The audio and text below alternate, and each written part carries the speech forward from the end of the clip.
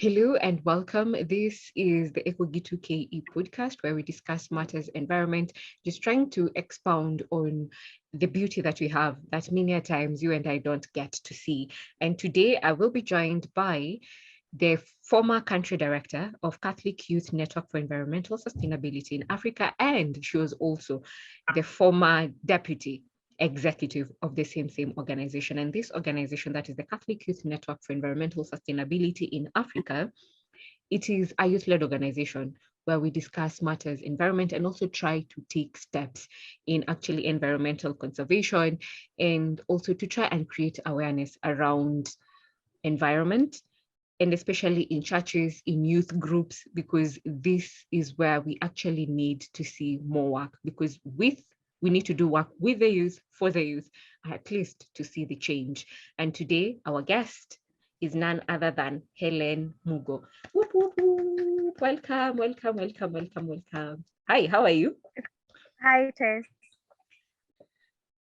Thank you. I'm glad to be here too. Thank you so much. And also today we are looking at the role of girls on environment.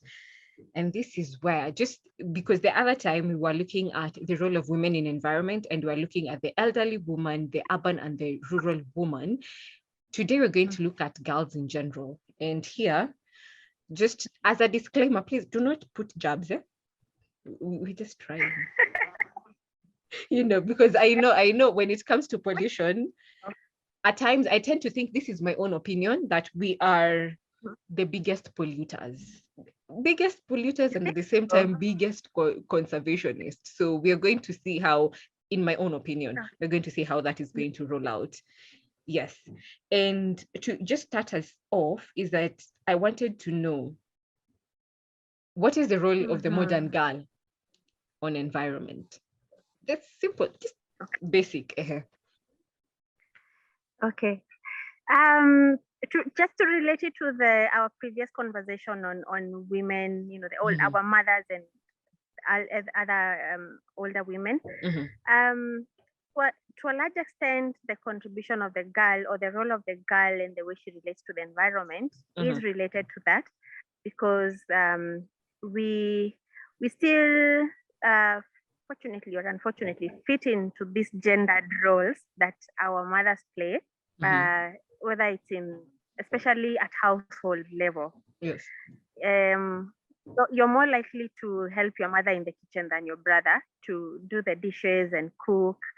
And if your country, you're fetching water or helping her weed outside and feed the chicken and so on. So girls still, to a large extent, fit in these roles, the traditional role of the woman. But then for the modern girl, again, with almost everybody now going to school and taking part in education, and increasingly having more girls taking higher education and corporate employment and so on, the role is changing. And in modern settings, it's changing rapidly. In some places, unfortunately, it's still slow. So besides that context now, where even when you come from school, you still go and help to do the dishes or to make dinner and so on, or in the village over the weekends, the girl is fetching firewood with her mother and so on. The modern girl, as we said, environment now is incorporated in the curriculum, so she is already aware, much more aware about the environment and what people should do to take care of it from a young age. As we grow older, there are many more opportunities for girls and young women in environment. In terms of education at higher level, there are so many courses that relate to the environment. And even those that don't relate to the environment, you can still apply that knowledge, whether it's in finance or business, or it's in other sectors.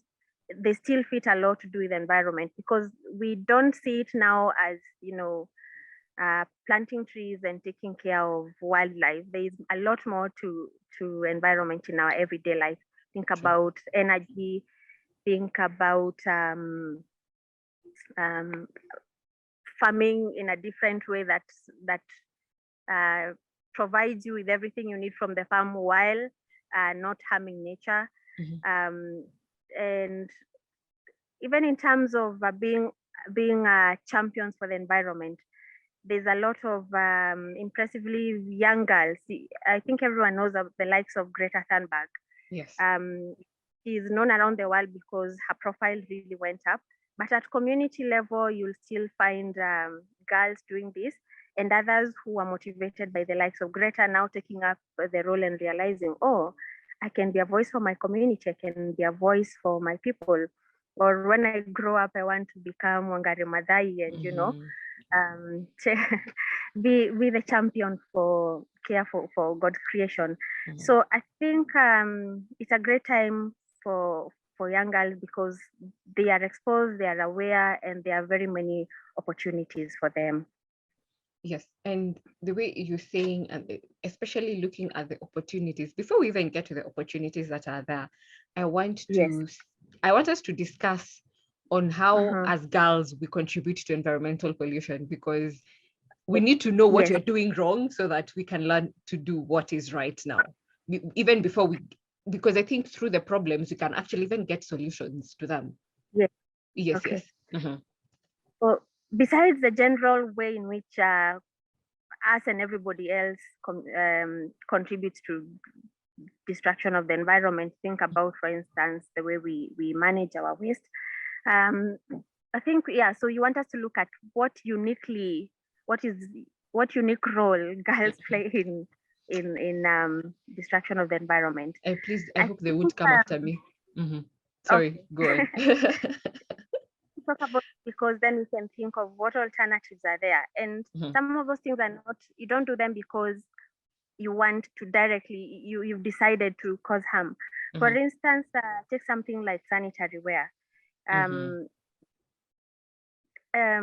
Every girl and woman of reproductive age will at least monthly need to use whether it's pads, sanitary pads or tampons, and this is a product that the way it's made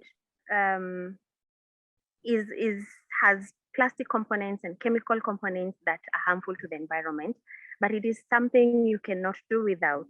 So while the girl or the young woman is contributing to destruction of the environment because she uses that product, there really hasn't been created an alternative that is good for the environment. Maybe this is a challenge to us and to people in that industry. What can we do? Because this is a product that is necessary, and unfortunately, a lot of girls still cannot access it. I will not go into that because it's a whole other topic. Yes. But that's an example of something, a way in which women and girls destroy the environment through something that is absolutely necessary. So the solution would be, can we get an alternative? Can someone help us to create an alternative product that we can use to manage menstruation that is less harmful? Other ways would be cosmetics and clothing, the fashion industry. I think we enjoy shopping and looking beautiful, which is good. True, yes. But on that one, I think we can control it.